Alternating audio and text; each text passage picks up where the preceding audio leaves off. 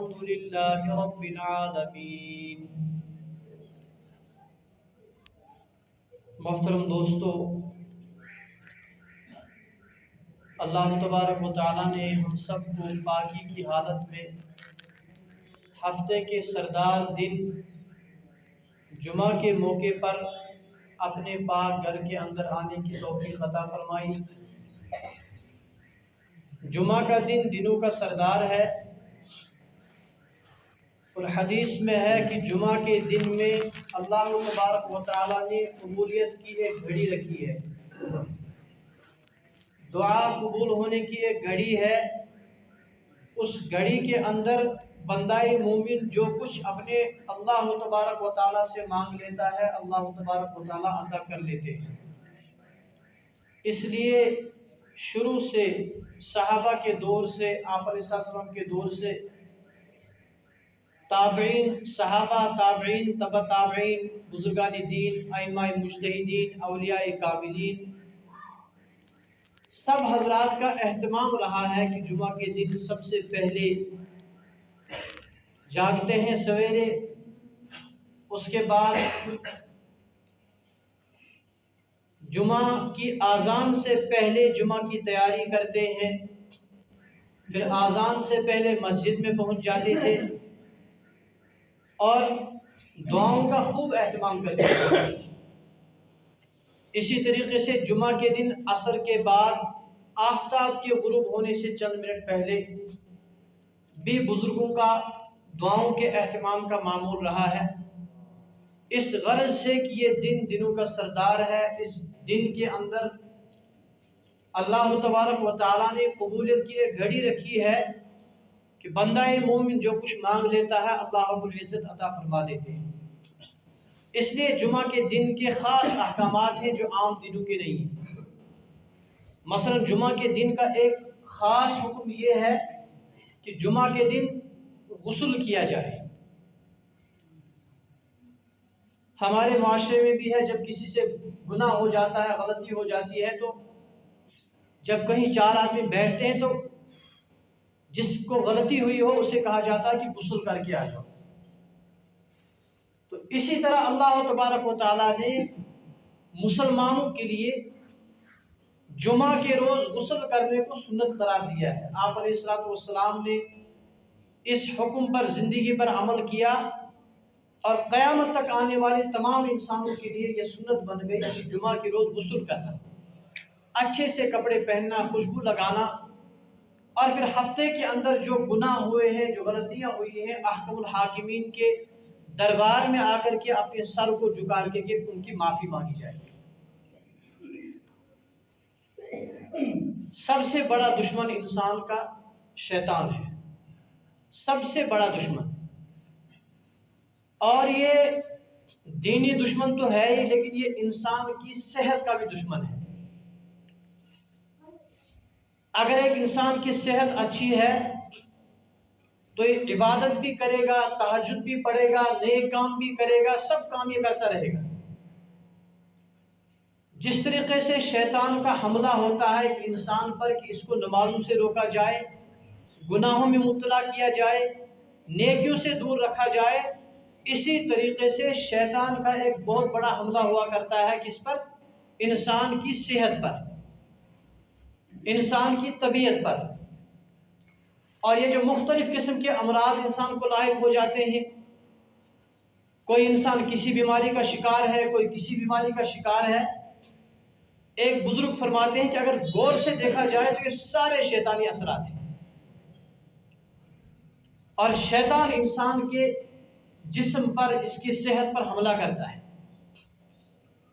اس کے متعلق علماء نے، بزرگوں نے قرآن و احادیث کی روشنی میں کچھ وظائف مقرر کیے ہیں۔ سب سے بڑا وظیفہ جو ہے شیطان کے حملے کو روکنے کے لیے، انسان کے بدن پر حملے کو روکنے کے لیے سب سے بڑا وظیفہ دین اسلام ہے، سب سے بڑا وظیفہ ہے۔ مثلا حدیث میں ہے، آپ نے ارشاد فرمایا، ہر انسان رات کو سوتے وقت ایک کلمات کہہ لیا کرے، بسم اللہ الذی لا یضر مع اسمہ شیء فی الارض ولا فی السماء، اس اللہ کے نام سے برکت حاصل کرتا ہوں جس اللہ تعالیٰ کے نام سے کائنات کی کوئی چیز نقصان نہیں پہنچا سکتی ہے۔ اس دعا کا صبح شام اہتمام کیا جائے۔ اسی طریقے سے احادیث میں ہے جب ایک انسان سونے کے لیے بستر پر چلا جائے، جیسے نماز کے لیے وضو بناتے ہیں ایسے باوضو مکمل طریقے سے بستر پر چلا جائے، آیت الکرسی پڑھے، چاروں قل پڑھے، قل یا ایھا الکافرون، قل ھو اللہ احد، اور فلق اور ناس۔ ایک روایت میں ہے 4 قل پڑھ کے اپنے ہاتھوں پہ پھونک مارے اور پورے بدن پر مل لے، اور ایک روایت میں ہے کہ 3 قل 3 مرتبہ پڑھ لے اور بدن پر پھونک مار لے۔ اس سے جو ہے شیطانی اثرات اس پر مسلط نہیں ہوں گے۔ اور پیر ذوالفقار صاحب نقشبندی دامت برکاتہم نے ایک بہت ہی عمدہ وظیفہ بتایا ہے اور فرمایا کہ جو شخص اس وظیفے کو کرے گا میں گارنٹی دیتا ہوں کہ اس بندے کو کوئی نقصان نہیں پہنچے گا، جسمانی اعتبار سے وہ بندہ صحیح سالم رہے گا۔ 3 مرتبہ درود شریف شروع میں پڑھنا ہے، درود ابراہیم جو ہم نماز میں پڑھتے ہیں۔ اس کے بعد بسم اللہ کے ساتھ 7 مرتبہ سورہ فاتحہ، پھر بسم اللہ کے ساتھ 7 مرتبہ آیت الکرسی، پھر بسم اللہ کے ساتھ چاروں قل پڑھنے ہیں 7 مرتبہ، اخیر میں پھر 3 بار درود شریف۔ دن میں 1 مرتبہ یہ عمل کر لینا ہے، اور اس عمل کے کرنے کے نتیجے میں پھر پھونک مارنا ہے ہاتھوں پر، پھر پورے بدن پر ملنا ہے۔ ایک صاحب فرماتے ہیں کہ اس سے پہلے مجھے بہت کھجلی ہوا کرتی تھی، میں پریشان حال تھا، تمام ڈاکٹروں کے پاس آ کے واپس مایوس ہو چکا تھا زندگی سے، لیکن جب اس عمل کو میں نے شروع کیا تو الحمدللہ اس کے بعد میری صحت درست ہو گئی۔ اللہ تبارک و تعالیٰ کے کلمات، اللہ تعالیٰ کے کلام، اس میں ذات باری تعالیٰ نے وہ اثرات رکھے ہیں جو اثرات ہماری آنکھوں سے پوشیدہ ہے۔ ہم دنیا کی چیز پر یقین تو کرتے ہیں، آگ جلاتی ہے، پانی ڈباتا ہے، گرنے سے انسان مرتا ہے، اور اگر کوئی بیمار ہے دوائی نہ کھانے سے انسان زیادہ ہی صحت بگڑ جاتی ہے۔ ان چیزوں پر ہمارا یقین ہے، لیکن یہ جو روحانی اعتبار سے جو کلمات ہیں، جو اوراد و وظائف ہیں، جو اللہ تبارک و تعالیٰ کے فرمان ہے، کلمات ہیں، ان پر ہمارا ایمان و یقین نہیں ہے۔ جب ان پر یقین ہو جائے گا تو انشاءاللہ تعالیٰ ضرور اس کے اثرات مرتب ہوں گے۔ اب اندازہ کیجئے انسان جو باتیں کرتا ہے اس میں بھی اثرات ہیں۔ ایک آدمی دوسرے کو گالی دیتا ہے، جس انسان کو گالی دی گئی اس کو کیا اثرات ہوئے؟ وہ ایک دم غصے میں آ جاتا ہے، اور غصے میں آ کر کے وہ آگے سے انتقامی کارروائی شروع کرتا ہے۔ اگر غور کیا جائے یہ ساری انتقامی کارروائی کس پہ ہوئی؟